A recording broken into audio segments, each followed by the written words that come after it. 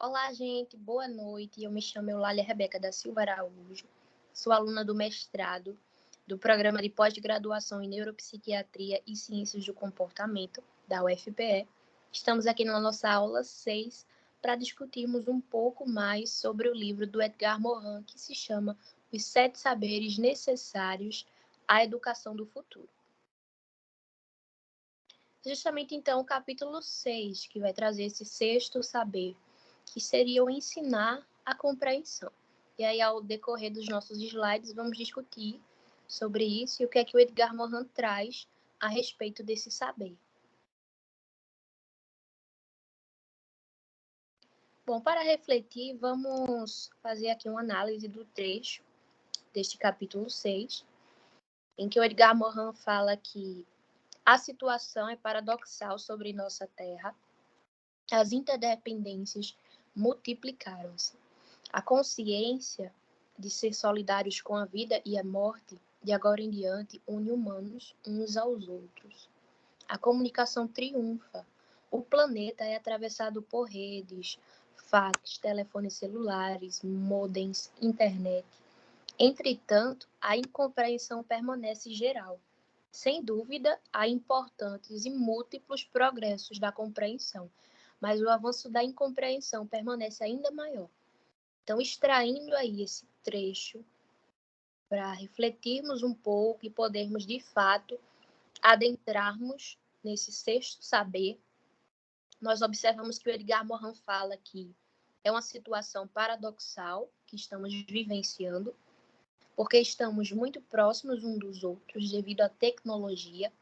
Então, a comunicação triunfou na nossa era planetária, devido aos telefones, internets, modems. Então, todas essas tecnologias aumentaram a possibilidade de comunicação, mas aí, ao mesmo tempo que houve esse aumento de comunicação, houve o aumento de incompreensão. Então, ele fala que a incompreensão permanece muito geral, avançou e é muito maior do que antes. Então, é uma situação paradoxal porque a comunicação aumentou, mas junto a esse aumento veio a incompreensão. E deveria ser a compreensão, já que houve uma comunicação mais acentuada. Porém, não foi isso que aconteceu. E aí, só para a gente refletir um pouco sobre isso, e vamos destrinchar alguns pontos importantes desse trecho ao decorrer dos slides. Então, compreensão e educação. Vamos falar um pouco sobre isso. O Edgar Morin traz a compreensão como sendo algo crucial para os seres humanos. É muito importante a compreensão.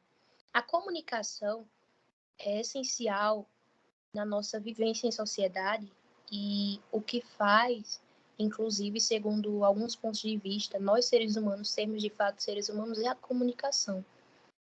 Como sabemos, segundo Habermas, a comunicação, a palavra, o discurso é o que une os seres humanos ao outro e essa vivência em sociedade. Então, a comunicação é o que faz com que nós seres humanos temos essa marca. Então, a comunicação é essa possibilidade de poder usar linguagens para falarmos uns com os outros. Porém, com essa comunicação, necessitamos da compreensão, necessitamos da interpretação, compreender o que o outro fala, compreender até o que o outro não consegue falar. Então, a compreensão é algo crucial para os seres humanos. Nessa época de tanta comunicação e de meios que facilitam a comunicação, é necessário que foquemos em algo importante e crucial para os seres humanos, que o Edgar Morin traz como sendo a compreensão. E aí, por exemplo, ele cita a questão de educar para compreender, como sendo importante.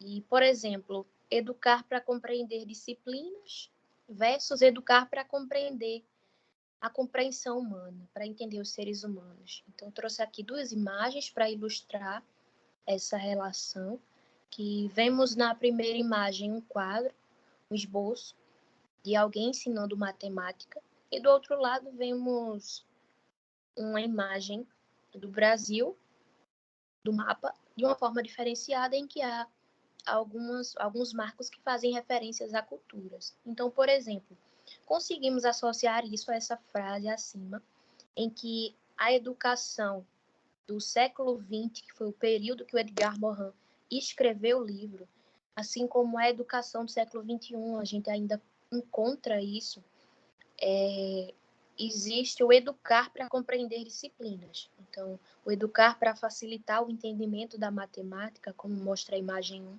do português, da geografia.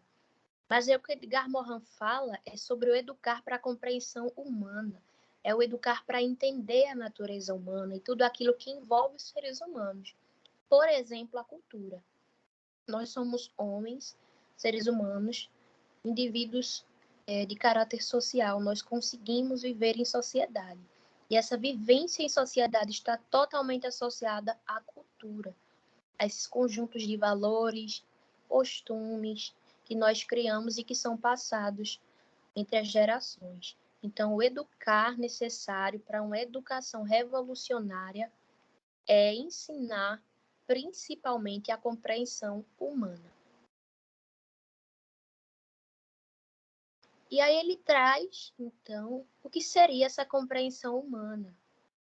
E expõe que essa compreensão é duplamente polarizada, porque apresenta dois polos, ou seja, duas ideias, que seria o polo planetário e o polo das relações particulares. Então, o que ele quer expor aqui é que compreender o ser humano envolve entender a parte planetária, ou seja, o ambiente em que ele está inserido, o meio externo, e aí relembramos das aulas anteriores em que falamos da era planetária, que é justamente o conjunto de períodos que nós vivenciamos desde a conquista das Américas e da Revolução Copernicana. Então, entender o polo planetário, como funciona a sociedade em que estamos inseridos. E o polo das relações particulares, que seria então entender de uma forma mais específica as relações de indivíduo para indivíduo.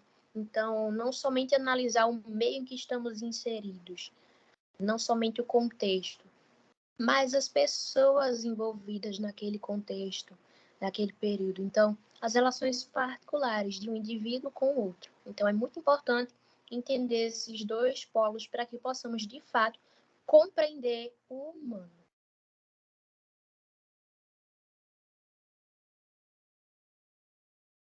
E aí, o que seria a compreensão? Falamos que a compreensão é necessária, deve vir junto a essas comunicações que surgiram. Falamos que precisamos compreender o humano, e isso é muito importante para uma educação futura, mas o que seria de fato compreender? E aí eu trouxe o trecho do livro que fala que compreender significa intelectualmente aprender em conjunto. Compreender, do latim. Abraçar junto o texto, o seu contexto, as partes e o todo, o múltiplo e o uno. Então, ele traz a questão do compreender como sendo algo abrangente.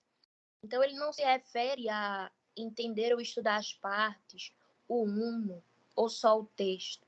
Mas aí ele traz nesse trecho que compreender é aprender em conjunto, tanto o texto quanto o contexto, ou seja, a parte escrita de algo e o contexto que seria o meio que aquele texto está inserido, as partes e o todo, ou seja, as partes que envolvem determinada área, então entender as divisões e a dimensão por completo, o múltiplo e o uno, então a unidade e a diversidade. Compreender envolve aprender o conjunto de tudo isso. Então, retomando ali o que a gente falou anteriormente, a compreensão humana envolve entender o polo maior, o polo planetário, e o polo das relações particulares. Então, é justamente isso, aprender o conjunto. E aí, nessa ilustração, a gente vê que existe a compreensão intelectual objetiva, e vamos ver que o Edgar Morin vai falar sobre duas compreensões. E essa compreensão intelectual objetiva é justamente a compreensão relacionada a explicações e à inteligibilidade. Então, por exemplo, estou explicando algo, algum assunto, algum conteúdo, e aí a nossa capacidade cognitiva consegue nos fazer abstrair, entender aquele assunto, memorizar, e isso vem junto a uma habilidade que é a inteligibilidade, que é essa habilidade de aplicar a inteligência. Então, a compreensão intelectual objetiva vai estar relacionada com essa questão de entender aquilo que está sendo explicado. E precisa da inteligência, precisa dessa capacidade de poder abstrair o conhecimento. Então, uma das compreensões que o Edgar Morin traz é justamente a compreensão intelectual objetiva. Mas aí existe a compreensão humana intersubjetiva, que aí é a outra compreensão que ele fala, e essa é muito importante porque ela não sucede apenas com a explicação e a inteligência ou inteligibilidade. Ela precisa de algo mais além. A compreensão humana intersubjetiva, ou seja, entre os sujeitos, envolve sentimento, envolve empatia, envolve simpatia, envolve abertura, generosidade. Então, a capacidade de compreender o outro é necessário que haja sentimento, haja essa disposição, esse querer entender o outro e poder sentir o que ele está sentindo, que é justamente a empatia, tentar se pôr no lugar do outro.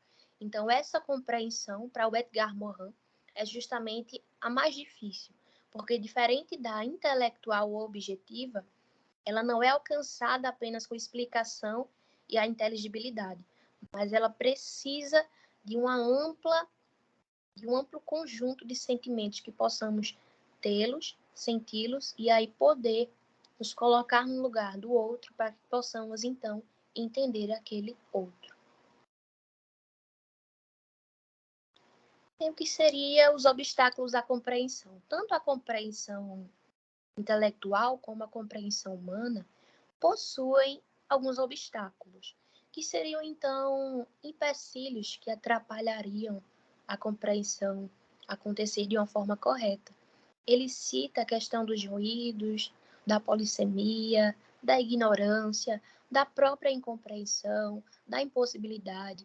Então, quando ele destaca esses obstáculos, ele traz a questão de, por exemplo, palavras terem múltiplos significados, situações terem múltiplas interpretações, que seria esse caráter polissêmico. Então, alguns dos obstáculos da compreensão é justamente essa amplitude de poder ter vários significados e várias interpretações. Isso pode atrapalhar a compreensão.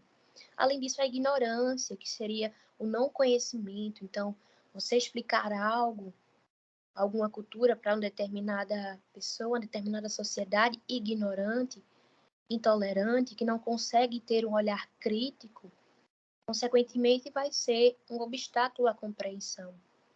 Eles não vão conseguir entender, justamente porque a natureza deles trazem consigo essa capacidade de, essa ignorância, essa não capacidade de poder entender. E aí está muito relacionado com a incompreensão de fato, que é um obstáculo à compreensão, é o fato de não querer compreender. E essa impossibilidade também de compreender. Por exemplo, quando falamos de impossibilidade, nós vamos um pouco além. Até então falamos dos significados, da ignorância, da incompreensão, e aí são coisas que podem ser modificadas. Mas aí, quando a gente fala do obstáculo da impossibilidade, nós podemos voltar para questões corporais, cerebrais mesmo. Então, por exemplo, algumas pessoas não vão conseguir compreender determinadas situações como as outras pessoas devido a seu coeficiente de inteligência. Então, talvez aquelas pessoas tenham suas limitações por algum problema, saúde, alguma doença, alguma patologia. Então, existem obstáculos à compreensão que não são modificáveis, justamente porque trazem consigo essa impossibilidade que está além do nosso alcance como seres humanos, de modificá-lo.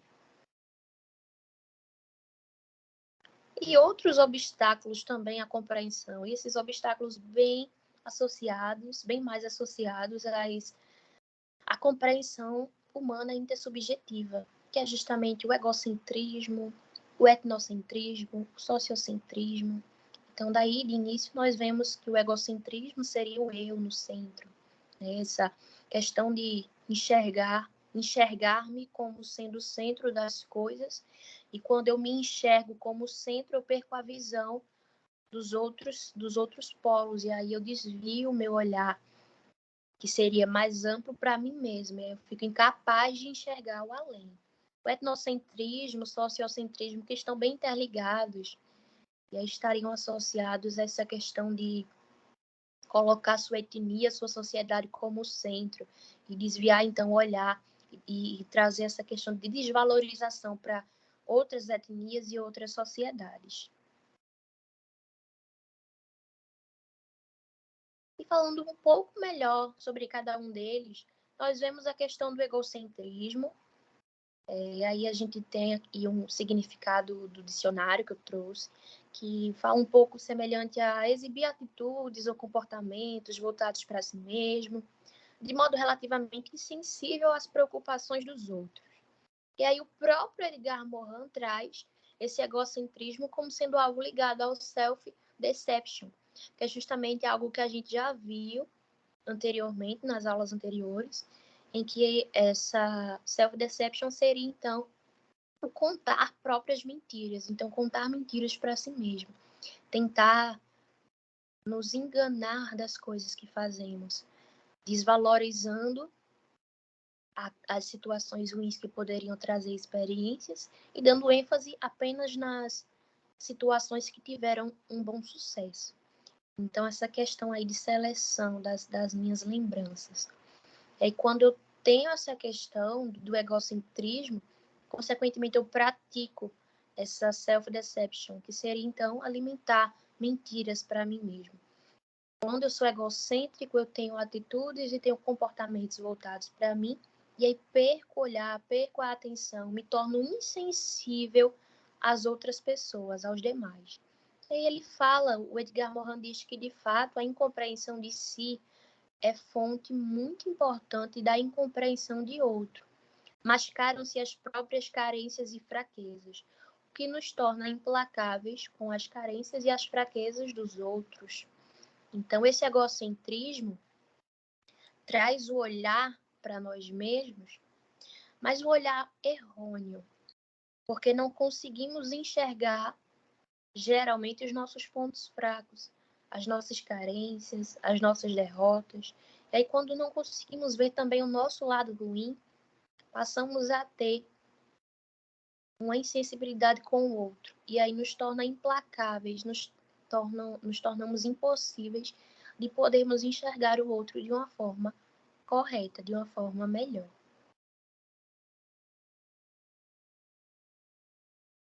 E aí, o egocentrismo, segundo Edgar Morin, se amplia com o afrouxamento da disciplina e das obrigações que anteriormente levavam à renúncia aos desejos individuais, quando se opunham à vontade dos pais ou cônjuges. Hoje a incompreensão deteriora as relações pais e filhos, maridos e esposas. Então, aqui vemos um trecho do livro que o Edgar Morin vai falar que esse egocentrismo, essa questão de voltar o olhar apenas para si, deteriora relações, dificulta a vivência, nossas relações pessoais. E ele especifica as relações pais e filhos, relações maridos e esposas, e aí fala que isso se dá ao afrouxamento da disciplina, e seria então algo que anteriormente nos levava a enxergar o nosso erro, enxergar o nosso deslize, e hoje já não é visto assim. Então somos atrapalhados por isso, de poder enxergar o outro e se colocar no lugar dele, levando em consideração que somos o único centro das coisas. Aí eu trouxe um trecho de uma música de Legião Urbana, do Renato Russo, em que ele fala que das relações pais e filhos, que o Edgar Morin cita no capítulo 6, como sendo uma relação que se deteriora devido ao egocentrismo que existe, egocentrismo que perpetua. E aí é só para auxiliar e trazer algo diferente. Por exemplo, o trecho diz que você me diz que seus pais não lhe entendem, mas você não entende seus pais. Você culpa seus pais por tudo. E isso é um absurdo. Então, é um trecho que faz essa referência de de um caráter egocêntrico do filho, que culpa os pais por tudo e não consegue se colocar no lugar deles. Diz que os pais não o entendem, mas ele não consegue entender os seus pais. Então é justamente isso, marca de fato, é um exemplo perfeito sobre o que seria o egocentrismo, se colocar no centro das coisas, enxergar erros nas pessoas e não conseguir enxergar os próprios. Então, isso é importante de ser analisado, porque é algo que pode levar a uma incompreensão entre as comunicações pessoais. Além disso, temos dois outros obstáculos para a compreensão, principalmente quando nos referimos à compreensão humana intersubjetiva, que é justamente o etnocentrismo e o sociocentrismo. Eu trouxe aqui um trecho também no livro que fala que as ideias preconcebidas, as racionalizações com base em premissas arbitrárias, a autojustificação frenética, a incapacidade de se autocriticar, os raciocínios paranoicos, a arrogância, a recusa, o desprezo, a fabricação e a condenação de culpados são as causas e consequências das piores incompreensões.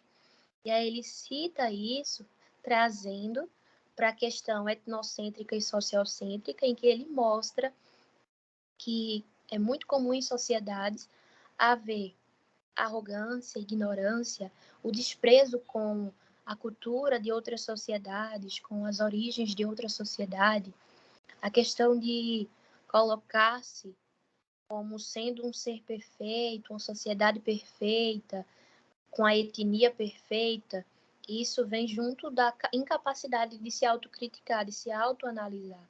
Tem dois exemplos muito clássicos quando falamos de etnocentrismo e sociocentrismo, é justamente a xenofobia e o racismo.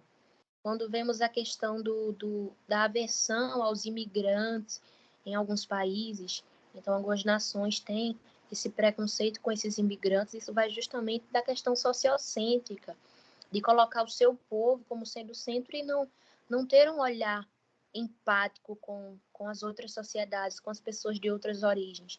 E o racismo como sendo um exemplo do etnocentrismo, em que algumas etnias são colocadas como, são analisadas, são vistas como sendo as perfeitas e as demais etnias como sendo desvalorizadas. Então, por muito tempo, quando vamos estudar, inclusive, a era planetária, o início da era planetária, vemos a escravidão, muitos países explorando a África e desvalorizando a etnia negra. Então, é muito importante falarmos sobre isso, porque até hoje o preconceito racial existe, perpetua, e isso vem dessa origem etnocêntrica.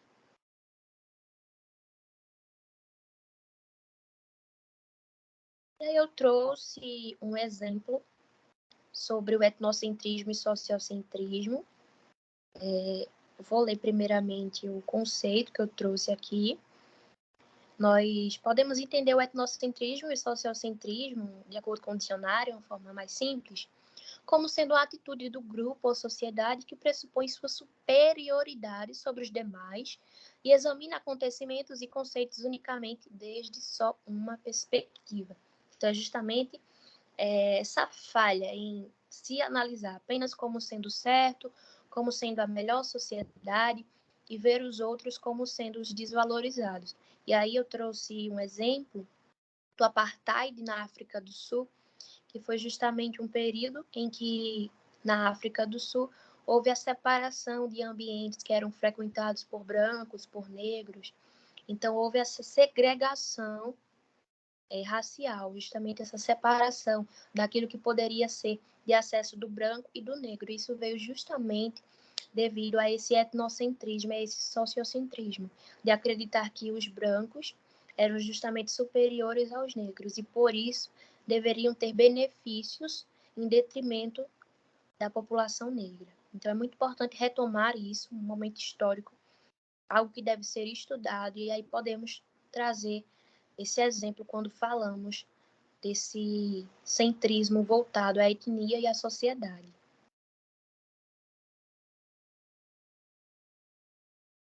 E aí o Edgar Morin fala sobre o espírito redutor. a incompreensão e a invisibilidade do complexo. Isso seria algo que reduziria nossa perspectiva crítica das coisas, nossa capacidade de olharmos com uma visão mais crítica sobre determinada situação, sobre o contexto em que estamos inseridos. Então, quando não compreendemos algo, nós perdemos a visibilidade do complexo, ou seja, nós perdemos a percepção crítica e passamos a analisar as partes em detrimento do todo.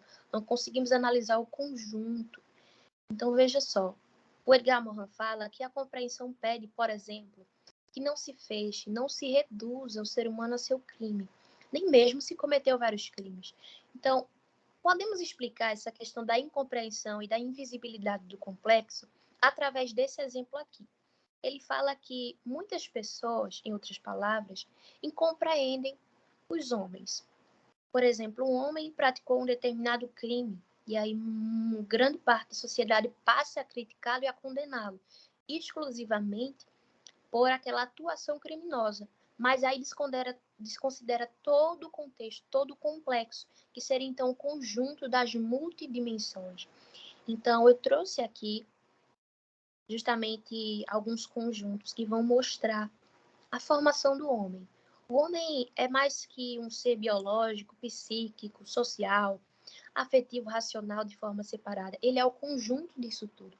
Quando incompreendemos o homem como sendo um ser complexo e aí passamos a verificá-lo como sendo apenas um ser biológico, apenas um ser social, perdemos a capacidade crítica e aí tornamos o complexo invisível. Isso nos leva a termos uma redução do nosso pensamento, uma redução da nossa capacidade crítica. E aí é muito importante que possamos compreender o complexo, porque isso aí nos traz, ao invés de uma redução da nossa inteligibilidade, traz uma ampliação do nosso pensamento.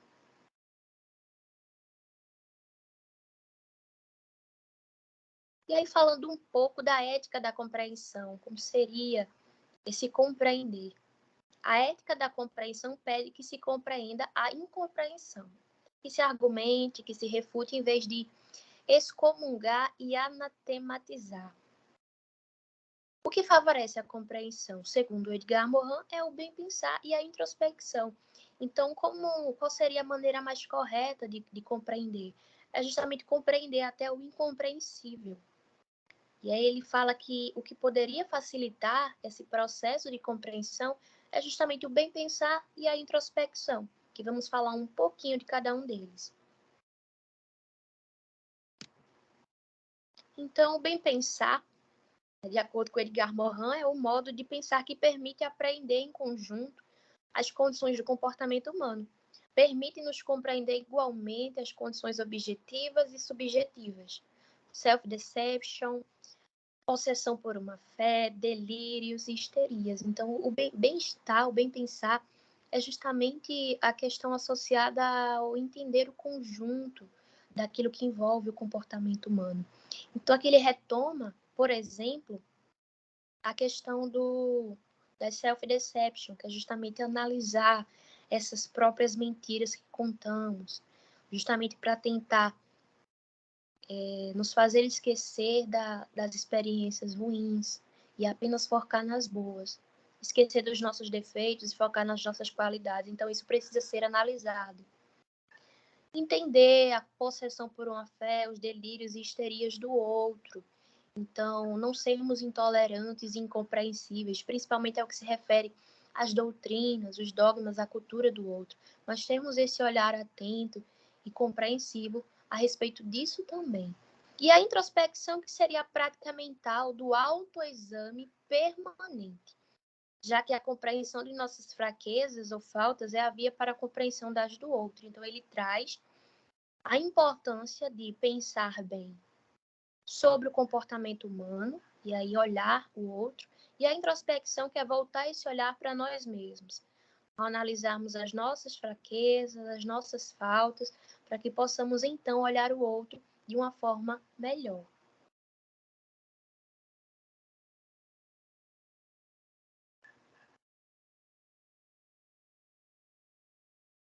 E aí ele traz o tópico da consciência da complexidade humana. Nos conscientizarmos que somos seres complexos. E aí ele expõe que a complexidade humana está associada à não redução do outro.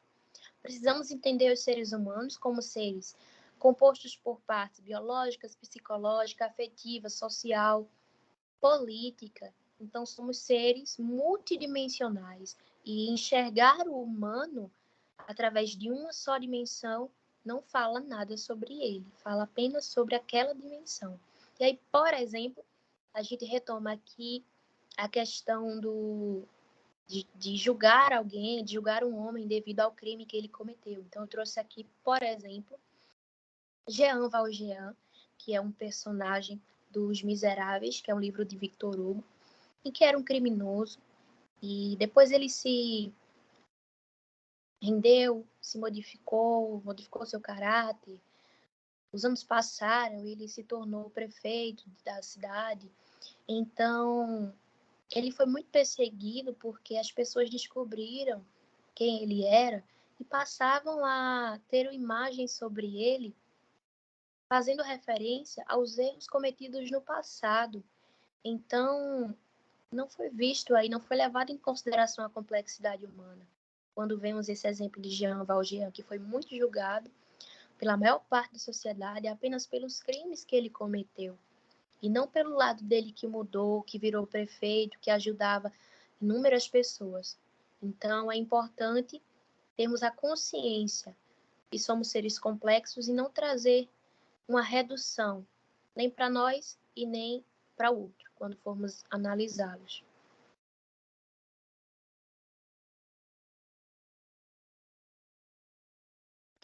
E aí, então, vemos a questão da abertura da subjetividade e interiorização da tolerância.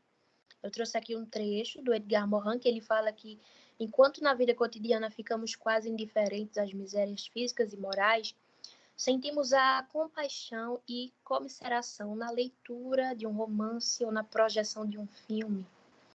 Então, ele traz aqui uma crítica em que nós geralmente nos comovemos com livros, com filmes nos cinemas que trazem essa compreensão humana retratada. E no cotidiano, na vida real, nós não praticamos isso. Então, ele faz isso, traz isso como sendo uma crítica, é algo que precisa ser analisado justamente para que seja corrigido.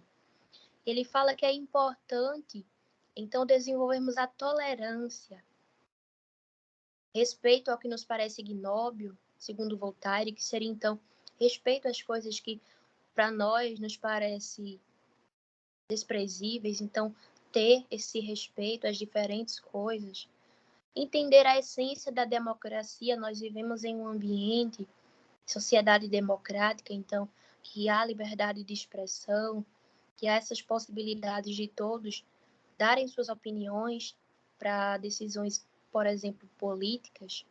Então é importante ter esse olhar.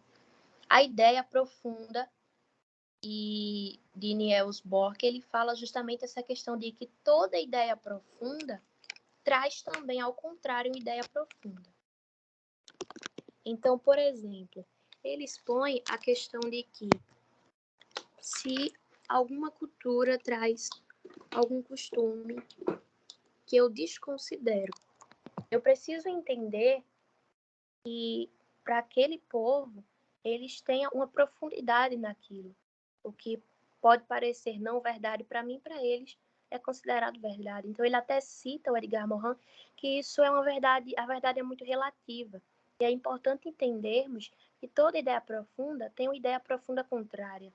Então é importante ter essa visão de que mesmo que algo para nós não seja considerado verdade, para o outro, para outra sociedade, para outro povo é. E aquilo ali é enraizado, é algo profundo. E a consciência das possessões humanas, que aí estariam sendo relacionadas à questão da fé, dos mitos que as pessoas acreditam, das religiões, das histerias. Então, tudo isso voltado mais ao sobrenatural. Né? Consciência de que há uma variedade disso, que as pessoas têm essa liberdade de escolher o que seguir.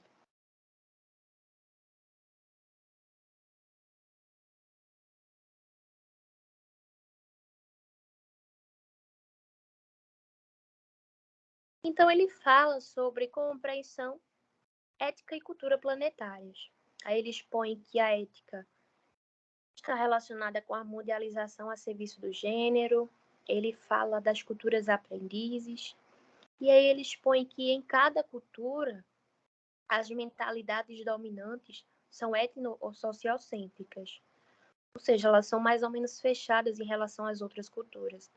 Mas existem dentro de cada cultura mentalidades abertas. E aí ele fala que são justamente essas mentalidades abertas, que geralmente são escritores ou poetas, que vão constituir pontes naturais entre culturas. E aí vão fazer com que ideias diferentes sejam irradiadas no próprio país e no mundo exterior. Então, ele fala justamente, quando ele menciona culturas aprendizes, dessa aprendizagem que existe nas diferentes culturas e que é muito comum nas diferentes culturas haver essa ignorância, essa tolerância, intolerância com relação ao outro, mas que existem também, mesmo que poucos, mentes abertas, pessoas que pensam diferente, que geralmente são pessoas que escrevem, são pessoas mais críticas. E aí podemos então ver essas mensagens sendo irradiadas no país e no mundo exterior através desses escritores que são justamente pontes naturais entre culturas. Então, por exemplo, que escrevem suas obras e essas obras conseguem fazer conexões culturais. Então, um livro que foi escrito, por exemplo, na Europa, e esse livro ganhou o mundo, ganhou dimensões. Então, eu consigo levar com aquele livro pouco da cultura europeia para cada local que aquele livro está sendo vendido, está sendo comprado.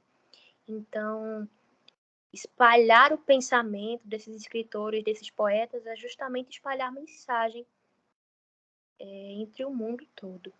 E ele fala, então, que o mundo precisa de múltiplas compreensões. É necessário termos esse olhar compreensivo sobre tudo que está relacionado com o ser humano e tudo que está relacionado com o mundo também. E é justamente o que a gente retoma ao início, a compreensão humana como sendo algo bipolarizado, que engloba o polo planetário, que seria a compreensão do mundo, do meio que estamos inseridos, e também o polo das relações particulares, que seria então compreender a relação indivíduo com indivíduo. Então, o mundo e nós que estamos inseridos nele precisamos de múltiplas compreensões. E aí envolve a ética, a cultura, tudo aquilo que está relacionado com os seres humanos.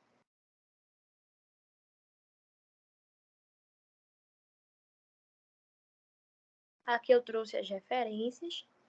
Na primeira referência, nós vemos um material falando sobre o apartheid. Para quem quiser se aprofundar um pouco mais, pode utilizar essa referência. A segunda referência é a referência do dicionário Aurélio, que eu utilizei para extrair alguns significados de algumas palavras. A terceira referência é o livro do Victor Hugo, Os Miseráveis, que a gente citou brevemente, o exemplo de Jean Valjean. Quarto é um material do Edgar Morin, com outros dois autores, a respeito da era planetária, que a gente citou, retomou esse conceito. Então, quem achar interessante pode consultar o material. E essa última referência é justamente o livro que estamos trabalhando, do Edgar Morin, Os Sete Saberes Necessários à Educação do Futuro. Então, foi isso. E muito obrigada para quem ficou até o final. Até a próxima.